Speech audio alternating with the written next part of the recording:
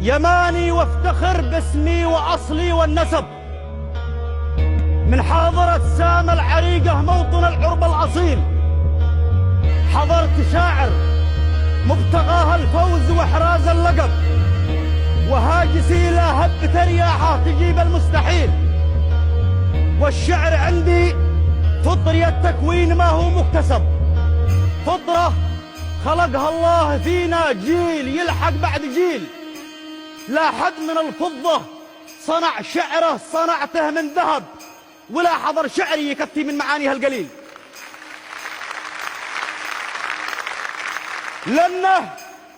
لأنه إلى روح الأصالة ينتمي أما وأب، وارض اليمن روحه وإحساسه وحبه ميل أرضا كساها الله بازهار الثقافة والأدب، ومن نسايمها ربيع الشعر يرشف سلسبيل، تروي تفاصيل الطبيعة للنواظر عن كثب، صورة لأجمل وجه أبدع صنعها الرب الجليل.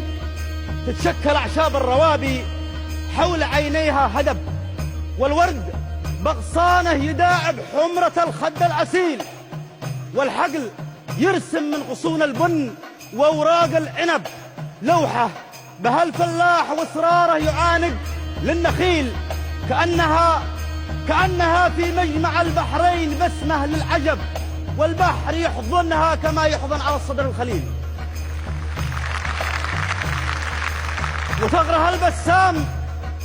وثغرها البسام يتناقم ببسمات الطرب، والبحر يضحك لابتسامه في قدومه والرحيل.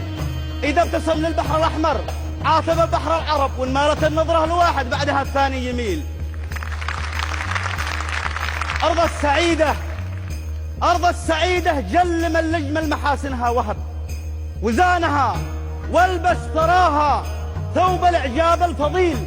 أحبها حب الكلى للما، وهي عندي أحب من الولد والمال والدنيا وما فيها جميل. أقسم